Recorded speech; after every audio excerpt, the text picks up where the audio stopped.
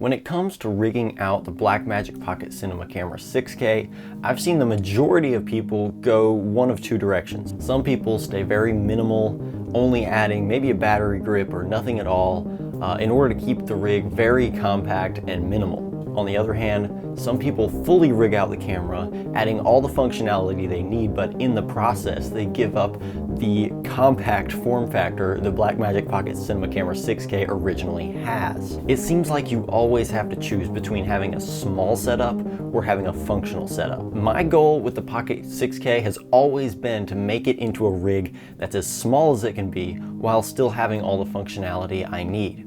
For me, it's an ongoing battle to get the best of both worlds. Let's get started. So, this video is kind of like a sequel to my other camera rig video where I show you how I originally built this camera. But in this video, I'm gonna show you how I made this rig more compact, more versatile, and more functional to fit my needs better. So another good way to describe rigging is just problem solving. So let's start with the first problem. It's not really even a rig thing in this case, it's just a glass problem. On this rig, obviously, I was using the Sigma 17-50 f2.8. It's a good lens, but it's not a great lens. It's not the sharpest lens in the world, and it's not the greatest in low light. I thought about going with some primes, but I needed this thing to stay versatile for shooting weddings and events and situations where I can't be switching lenses all the time. The Sigma 18-35 was what I went with because it has that constant aperture of 1.8 and it's still got a pretty good focal range for all around shooting. Also, I stopped using fixed ND filters and invested in a Moment variable ND filter 2 to 5 stop, and I've really enjoyed that thing. It works great and I definitely recommend it. Adding the Sigma 18-35 though amplified a pre-existing problem I already had with the rig, and that is that it's a little bit front heavy. This made shooting with the Tilta focus handle a little more difficult because my wrists were doing a little bit more work to hold the camera up, so my shots started to become a little shakier and not as smooth. Also, I noticed that the rig was kind of hard to use in any other position than this right here. And here's why. My left hand is pulling focus and my right hand is hitting the record button for each take that I do. Both hands are kind of tied down to their individual roles on either side of the camera. If I want to use the top handle to get low shots, I have to take my hand off the focus handle, then I can't pull focus.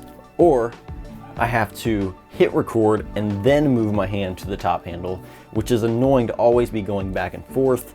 Another reason it's hard to use in really any other position than this right here is that this monitor doesn't tilt any further forward than this right here. And the reason I didn't have it mounted down on this cold shoe down here is because that makes it even more front heavy. So that further amplifies that problem of the camera being front heavy.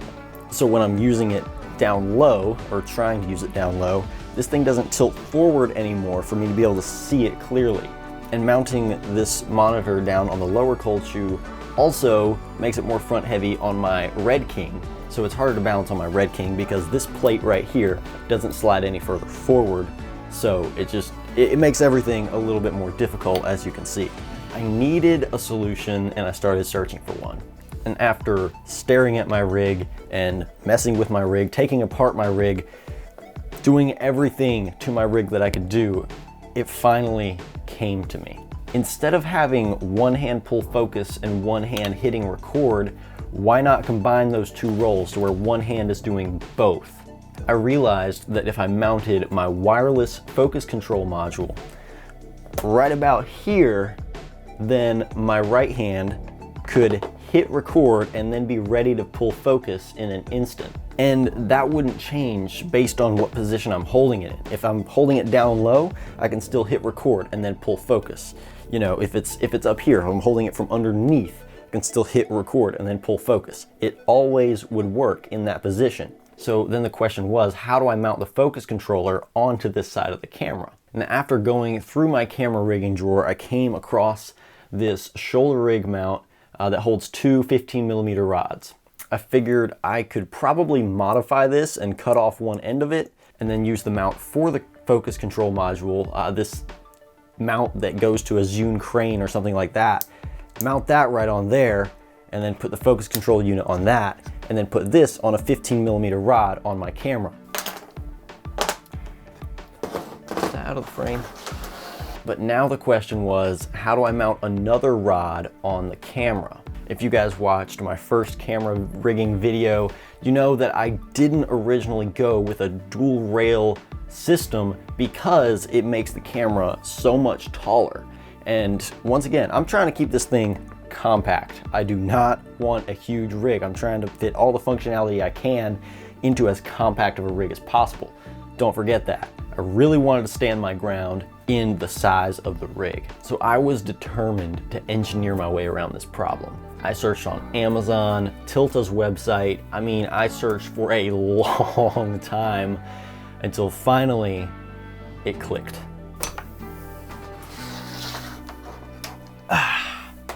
What if I mounted that little shoulder rig mount thingy up under the camera like that? Then I could run 2 rods out from there to hold the focus motor and the focus control unit.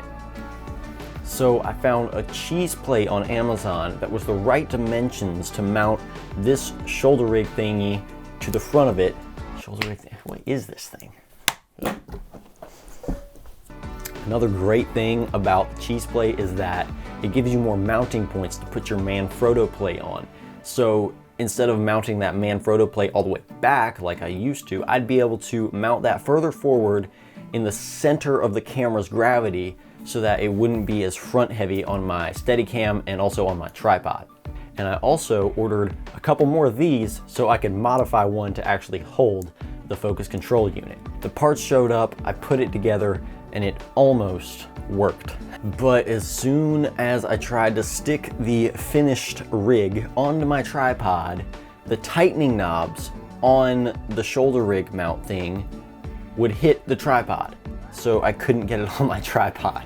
Now the focus motor also hit a little bit, but that wasn't as much of a problem. It would bump it a little bit and you could slide it the rest of the way and get it on just fine. But that shoulder rig mount thing that was holding the focus unit, that thing would hit and it would not go on when that was on the camera. So I went back on Amazon, found another mount that had the tightening knob on the side instead of on the bottom, and so that gave it more clearance and it solved that problem.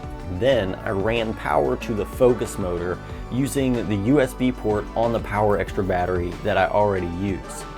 This worked great except for one little problem. In order to turn on the power to that USB port, you have to hit the button on the battery in order to power it up. But the problem is it automatically powers off for some reason after about 5 minutes. And this is an issue I haven't solved yet. I mean, I wish that USB port would just stay hot all the time, but it doesn't. Honestly, if you just remember to reach up there and hit that button every once in a while when it cuts off, it's not too big of a deal, but it's, once again, it's just really annoying. So if anybody knows a solution to this problem, please let me know. The problem is I already have 3 of these Power Extra batteries, so I don't really want to invest in another kind of battery now.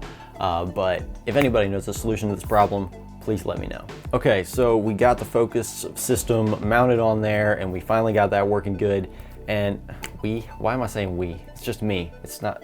So having the focus system all set up, let me tell you about a few of the other updates I did to my rig.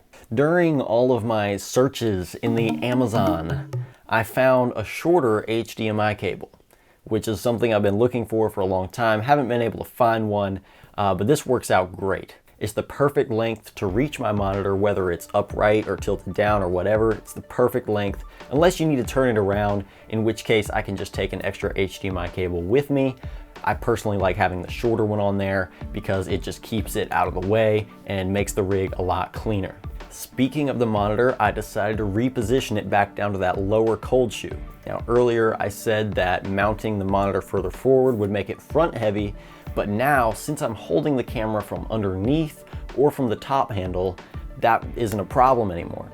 Also, like I mentioned, the Manfrotto plate is now mounted further forward, so it's not front heavy when it's on my Steadicam or tripod either. So the whole front heavy thing is completely solved. And having that monitor further forward like that allows me to tilt it down if I'm doing low shots, or even when it's right here, you know, it's not right there in my face. It's a little further away. It's a healthy distance from my eyes. I can see it a lot better no matter what position I'm holding the camera in.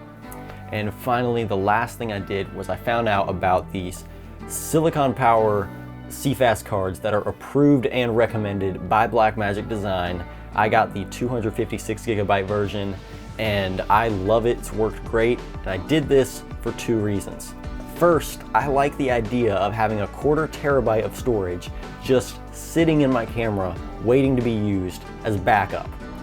One thing that makes me nervous when I'm filming a wedding or something like that is, what if something went wrong with my main SSD like halfway through the wedding?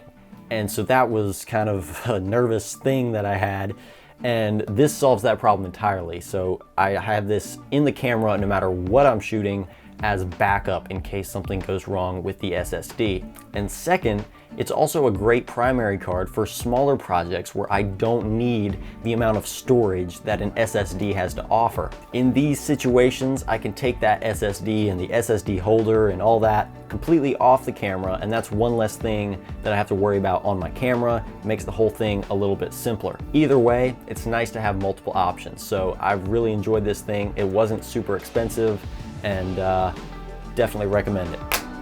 And that is it. Those are all the updates I've made since my last rig video. In case you're curious, before the updates, it weighed 7.3 pounds. Now it weighs 8 pounds. Definitely added a little bit of weight, but I kept the rig compact, added a lot more functionality to it, made it a lot more versatile depending on what position I'm holding it in. So overall, I'm really happy with these updates. Like I said at the beginning of this video, my goal with the Pocket 6K has always been to build all the functionality I need into the camera while keeping it as small as I possibly can.